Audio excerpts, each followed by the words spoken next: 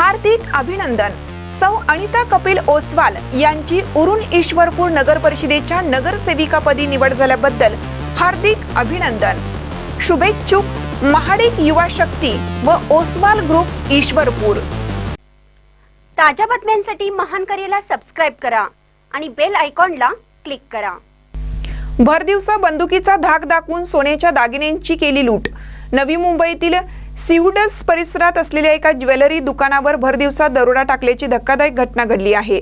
बंदुकीचा धाक दाखवत दरोडेखोरांनी सोन्याच्या दागिन्यांची लूट केली। या घटनेमुळे परिसरात एकच खळबळ उडाली आहे।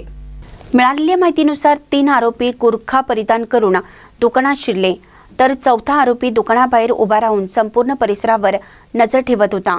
दुकानात प्रवेश करताच आरोपींनी कर्मचाऱ्यांना बंदुकीचा धाक दाखवला आणि काउंटरमधील सोन्याचे दागिने लुटले। काही मिनिटातच आरोपी घटनास्थळावरून पसार झाले। घटनेची माहिती मिळताच सिवुड्स पोलीस तातडीनं घटनास्थळी दाखल झाले। पोलिसांनी परिसरातील सीसीटीव्ही फुटेज तपासण्यास सुरुवात केली असून आरोपी शोध घेण्यासाठी पथके रवाना करण्यात आली आहेत। प्राथमिक तपासात दरोडेखोरांनी आधीच रॅकी केल्याचा संशय व्यक्त करण्यात येत आहे। या घटनेनंतर स्थानिक व्यापाऱ्यांमध्ये भीतीचं वातावरण पसरलं असून सुरक्षेच्या उपाययोजनांवर प्रश्नचिन्ह उपस्थित केलं जात आहे।